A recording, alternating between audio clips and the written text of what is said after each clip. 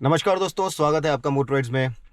मेरा नाम है अमित और XUV 700 मैंने नहीं चलाई थी, लेकिन आज ये गाड़ी मेरे पास है और इसे मैंने लगभग 400 किलोमीटर चला लिया है।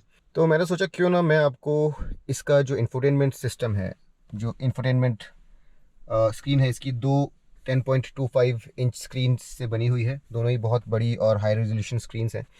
और यहाँ पर अगर आप देखेंगे तो जो इंस्ट्रूमेंट क्लस्टर है ये भी पूरी तरह से डिजिटल है, कलर्ड है।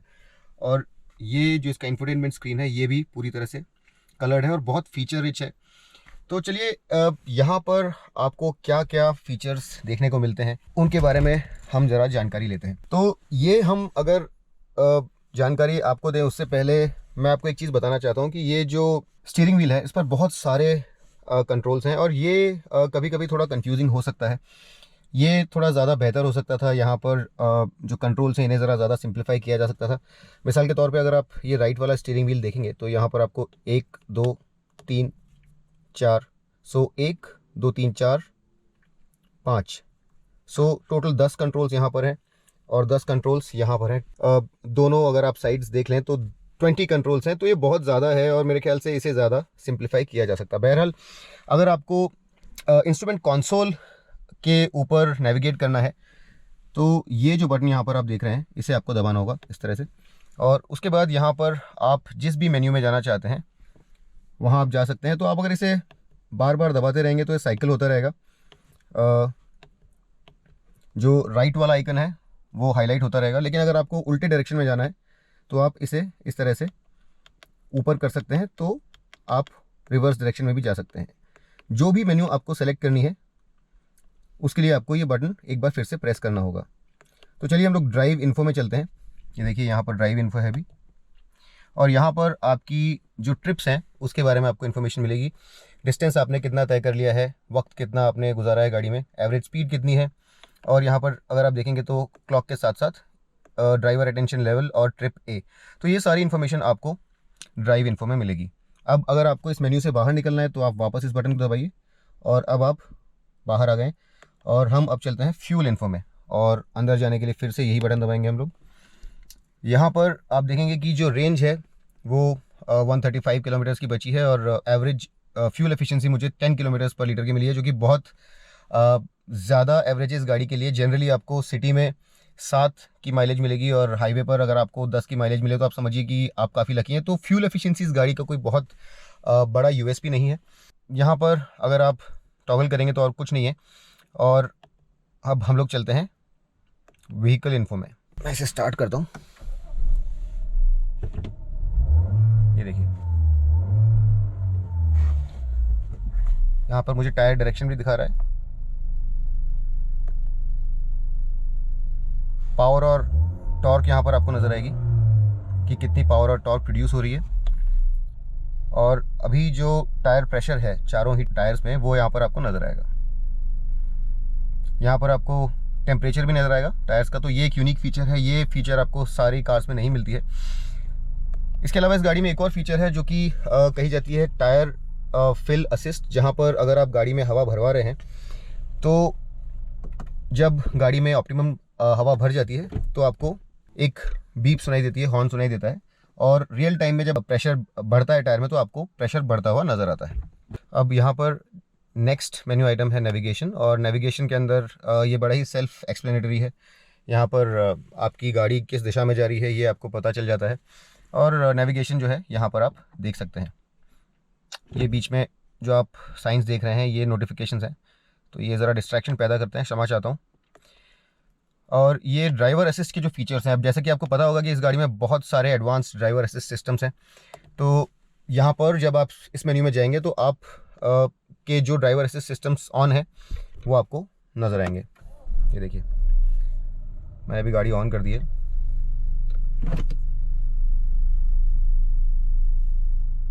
तो ये देखिए यहाँ पर लेन कीप असिस्ट है, और अगर मैंने क्रूज़ कंट्रोल ऑन कर रखा है तो वो भी यहाँ पर दिखाता है। ये सब चीज़ें जो हैं एडवांस ड्राइवर असिस्टेंस सिस्टम्स, इसमें बहुत सारी चीज़ें हैं और इसके ऊपर मैं एक अलग से वीडियो बनाऊंगा जिसमें आपको बताऊंगा कि ये सारी चीज़ें काम कैसे करती हैं। और इन एक्शन आप इन सब चीज़ों को, जो सारी नई टेक्नोलॉजीज़ यहाँ पर महिंद्रा ने इस गाड़ी में दी हैं, वो सब आप देख पाएंगे। चलिए नेक्स्ट मेन्यू पर चलते हैं और ये है डिस्प्ले लेआउट। अब ये डिस्प्ले लेआउट जो अभी फ़िलहाल जो आप देख रहे हैं इन्फॉर्मेशन वाला डिस्प्ले लेआउट है। यहाँ पर आपके पास 3 ऑप्शंस हैं और फिलहाल ये देखिए इन्फॉर्मेशन है। आप चाहें तो इसे मिनिमल कर दें इस तरह से, तो इन्फॉर्मेशन और भी ज़रा कम होती है और आपको एक मिनिमल लेआउट मिलता है। अगर आप चाहें तो जो तीसरा नॉर्मल लेआउट है उसे भी चूज़ कर सकते हैं। ये देखिए इस तरीके से। तो ये 3 आपके पास डिस्प्लेज हैं। अब हम चलते हैं अगले मेन्यू में जो कि सेटिंग्स है और यहाँ पर आप बहुत सारी चीज़ें कंट्रोल कर सकते हैं। ड्राइवर असिस्टेंस के कौन से सिस्टम्स आपको चाहिए, कौन से नहीं चाहिए, ये बहुत ज़रूरी सेक्शन है यहाँ पर, क्योंकि अगर आपने लेन कीप असिस्ट जो कि यहाँ पर आपको दिख रहा होगा ये ऑन कर रखा है, तो जहाँ पर भी आपको सड़क के ऊपर लेन्स मार्क्ड हैं ये गाड़ी ट्राई करेगी कि आपको उस लेन में लेकर के जाए। और स्टीयरिंग जो है वो थोड़ा बहुत फीडबैक देता है, थोड़ा टर्न भी करता है अपने आप, तो कभी कभी इंट्रूसिव हो सकता है। और अगर आपको वो नहीं चाहिए तो आपको यहीं पर सेटिंग्स में जा कर के उसे बदलना होगा। तो देखिए यहाँ पर अगर मैं ड्राइवर असिस्टेंस में जाऊँगा तो ये एडेप्टिव क्रूज़ कंट्रोल से संबंधित जो सारी डिटेल्स हैं, आपको एडेप्टिव क्रूज़ कंट्रोल स्लो चाहिए, नॉर्मल चाहिए या फास्ट चाहिए, ये यहाँ से आप निर्धारित कर सकते हैं। इसी प्रकार अगर आप ऑटो फ्यूल इकोनॉमी के ऑटो रीसेट में जाएंगे तो उसकी सेटिंग्स भी यहाँ पर आप चेंज कर सकते हैं। ये ऑटो रीसेट आप ऑफ़ चाहते हैं, इग्निशन के बाद ऑफ़ चाहते हैं, आफ्टर रिफ्यूलिंग ऑफ़ चाहते हैं, ये सारी सेटिंग्स आप यहाँ से चेंज कर सकते हैं। अब जो ड्राइवर असिस्टेंस में एक और जो चीज़ है मैं आपको बताना चाहता था, ये लेन कीप असिस्ट। इसे अगर आप ऑफ़ चाहते हैं तो उसे यहाँ से आपको ऑफ़ करना होगा। आप चाहें तो इसे सिर्फ वार्निंग रख सकते हैं। फ़िलहाल ये वार्निंग प्लस असिस्ट पे है, यानी कि स्टीयरिंग मोटराइज तरीके से घूमता है, आपके हाथों के विरुद्ध कभी कभी चलता है, तो आपको ज़रा ध्यान रखना होता है, ये डिस्ट्रैक्टिंग हो सकता है। और इसके अलावा जो एक और फीचर है ड्राइवर असिस्टेंस में, ऑटो इमरजेंसी ब्रेकिंग, उसे भी आप यहाँ पे कंट्रोल कर सकते हैं। आप उसे ऑफ़ चाहते हैं, फॉरवर्ड कोलिजन वार्निंग चाहते हैं, इमरजेंसी ब्रेकिंग चाहते हैं कि नहीं, वार्निंग लेवल कितना चाहते हैं, ये सारी चीज़ें आप यहाँ से निर्धारित कर सकते हैं। इसके अलावा जो एडास से रिलेटेड सारी चीज़ें हैं वो सब चीज़ें यहाँ से आप कंट्रोल कर सकते हैं। ये देखिए ड्राइवर असिस्टेंस जो है, इसमें स्मार्ट पायलट असिस्ट आपको चाहिए या नहीं चाहिए, हाई बीम असिस्ट आपको चाहिए या नहीं चाहिए। हाई बीम असिस्ट बड़ी ही अच्छी फीचर यहाँ पर दी है महिंद्रा ने।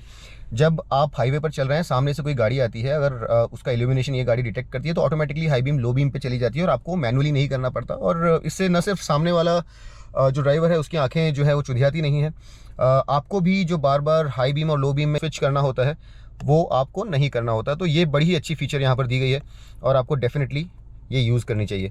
इसके अलावा ये जो हाई बीम असिस्ट है, अगर आपके सामने भी कोई गाड़ी चल रही है तो उसकी जो टेल लैंप्स हैं उसे भी डिटेक्ट करके लो बीम में कर देता है। तो ये बड़ी शानदार फीचर दी है यहाँ पर, जो कि काफ़ी यूज़फुल है और काफ़ी अच्छी है सेफ्टी के लिहाज से भी। ये ड्राइवर असिस्टेंस में अगर आप देखने जाएंगे तो आपके पास बहुत सारे फीचर्स हैं और ये सब यहाँ पर आप कंट्रोल कर सकते हैं। ट्रैफिक साइन असिस्ट भी है यहाँ पर। इसके अलावा पैसेंजर एयरबैग आप ऑन या ऑफ़ कर सकते हैं। ब्लाइंड व्यू मॉनिटरिंग यहाँ पर है, यानी कि अगर आपके ब्लाइंड स्पॉट में कोई गाड़ी है जो आपको नज़र नहीं आ रही है, तो जब आप टर्न सिग्नल देते हैं इस तरह से, तो आपको इस तरीके से ब्लाइंड व्यू जो है यहाँ पर नज़र आता है। तो ये गाड़ी पहली नहीं है, हमने और भी कुछ गाड़ियों में ये ब्लाइंड स्पॉट असिस्टेंस हमने देखा है। और अभी रिसेंटली अल्काज़ार जब लॉन्च हुई थी उसमें भी था। ड्राउजीनेस डिटेक्शन है, यानी कि अगर आप थके हुए हैं, आपके इनपुट्स अगर अच्छे नहीं हैं, गाड़ी डिटेक्ट करती है कि आप थके हुए हैं और आपको वार्न करती है कि आपको ज़रा आराम कर लेना चाहिए। तो ये सारी फीचर्स यहाँ पर हैं जो कि काफ़ी अच्छी हैं। आपके अलर्ट्स हिस्ट्री यहाँ पर आपको नज़र आएंगे। और ये देखिए अभी ये स्केड्यूल्ड सर्विस ड्यू बता रहा है, तो ये एक अलर्ट है। अभी तक की ड्राइव इन्फो जो है ये आपको मैंने पहले बता दिया था। तो हमने अभी पूरी तरह से जो इंफोटेनमेंट स्क्रीन के पास इंस्ट्रूमेंट कंसोल होता है उसे अच्छी तरह से देख लिया है। तो चलिए अब हम लोग इंस्ट्रूमेंट कंसोल से आगे बढ़ के इंफोटेनमेंट स्क्रीन पर चलते हैं। और ये जो स्क्रीन है ये जनरली ऑन रहती है, लेकिन यहाँ पर ये सिर्फ लोगो नज़र आएगा। जब आप इस पर टैप करेंगे तो आपको सारे मेन्यूज़ नज़र आएंगे। अब ये काफ़ी हाई रेजोल्यूशन है, यहाँ पर फ़ॉन्ट्स टाइपोग्राफी काफ़ी अच्छी है, लेकिन मेरे ख्याल से यहाँ पर जिसे ईज़ ऑफ यूज़ या फिर यूज़र इंटरफेस कहते हैं, तो UX इसका बहुत अच्छा है। UI इसका जो है मेरे ख्याल से थोड़ा ज़्यादा बेहतर हो सकता था। ईज़ ऑफ नेविगेशन हो सकता था, जो सारी चीज़ें हैं अलग अलग सेगमेंट्स में अच्छे से डिवाइड की जा सकती थी। नेविगेट आप ज़्यादा अच्छे से कर सकते थे। यहाँ पर कुछ चीज़ों को ढूंढने के लिए आपको काफ़ी अंदर अंदर जाना होता है और वो कभी कभी काफ़ी तकलीफदेह हो सकता है। जब आप होम स्क्रीन पे होते हैं तो आपके पास ये कुछ मेन्यूज़ नज़र आते हैं, fun in XUV 700, fun with XUV 700 और एंड्रॉयड ऑटो। जब आप फन इन XUV 700 पे जाते हैं तो आपके पास जो आपके अलग अलग सोर्सेज हैं एंटरटेनमेंट के, रेडियो, म्यूज़िक, फ़ोन, ये सारी चीज़ें, नेविगेशन एप्लीकेशंस, ये सारी चीज़ें यहाँ पर आपको टाइल्स की तरह से नज़र आती हैं। आप ऊपर से नीचे स्लाइड कर सकते हैं और यहाँ पर आप आपके जो सोर्सेज हैं वो चूज़ कर सकते हैं, my drive, radio, USB, Bluetooth, iPod या फिर वीडियो। और उसके अलावा ऊपर आपको SOS, road side assistance, valet mode, notifications और हेल्प के लिए, यानी कि अगर आपको कोई फीचर समझ में नहीं आ रही तो उसके लिए हेल्प आपको वहाँ पर मिल जाएगी।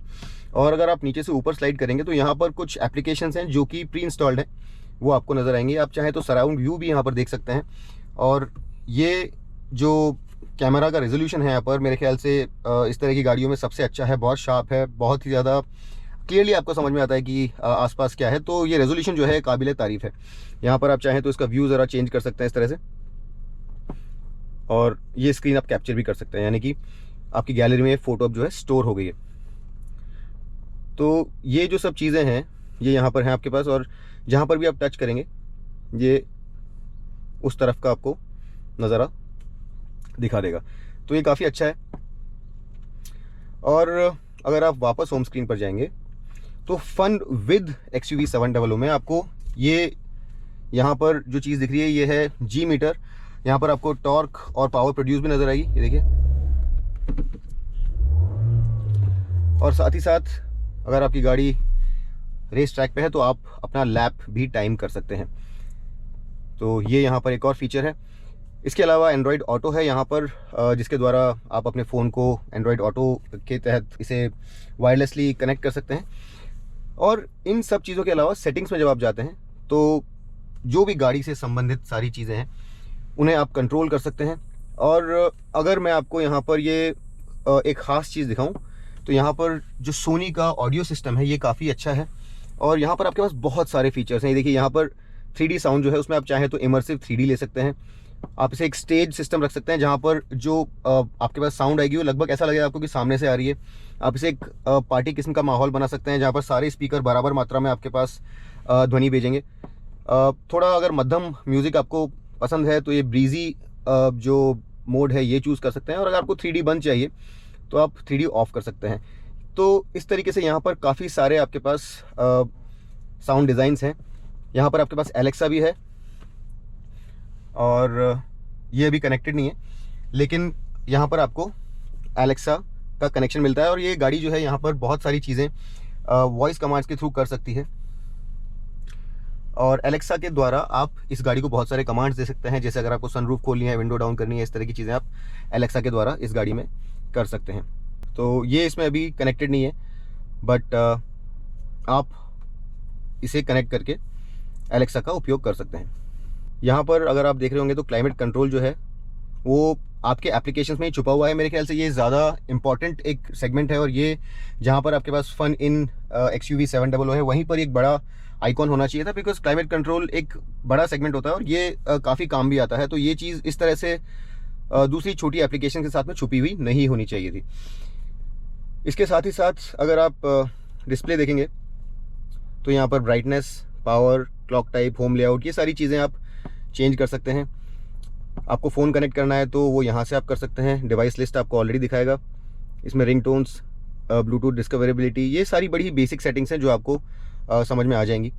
व्हीकल की सेटिंग्स में जाकर के आप बहुत सारी चीज़ें चेंज कर सकते हैं। और ये अगर आप जो अनलॉक है उसको किस तरह से यूज़ करना चाहते हैं, इसके अलावा अगर आप गाड़ी में जब घुस रहे हैं, प्रवेश कर रहे हैं, तब आप आपकी सीट को पहले वाली पोजीशन पर अगर वापस लेकर के जाना चाहते हैं जब भी आप गाड़ी में प्रवेश करें, तो वो भी फीचर यहाँ पर है।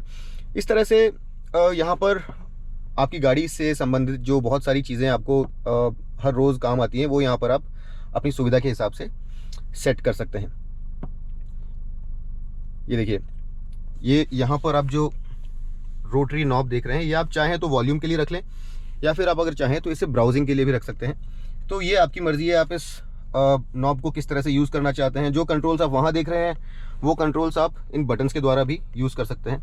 तो अगर मैं इस बटन को बार बार दबाऊंगा तो मैं वापस एक मेन्यू पीछे जा करके होम स्क्रीन पे चला जाऊंगा। तो इसके द्वारा आप ऑडियो, कॉल्स और ये होम बटन और ये फेवरेट बटन यूज़ करके इस इंफोटेनमेंट स्क्रीन को कंट्रोल कर सकते हैं। तो दोस्तों ये जो सारी चीज़ें हैं ये यहाँ पर अवेलेबल हैं।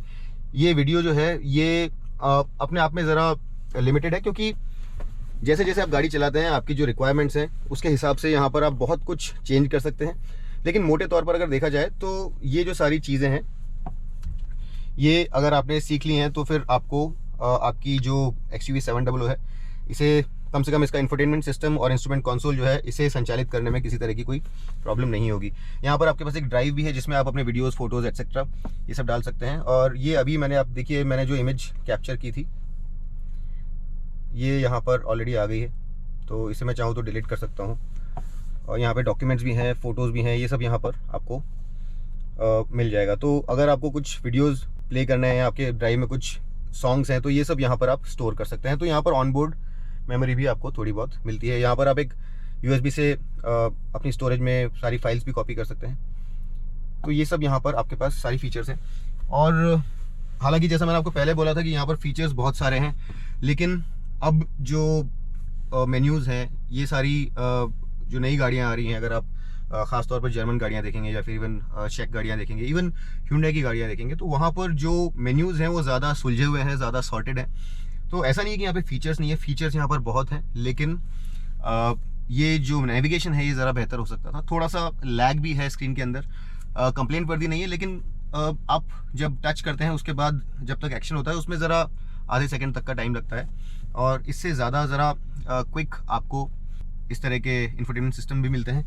यहाँ पर ऑडियो सिस्टम सोनी का है, बहुत अच्छा है, साउंड काफ़ी अच्छी है, बहुत ज़्यादा बेजी नहीं है, थोड़ा ट्रैवल की तरफ ओरिएंटेड है, थोड़ी ब्राइट है।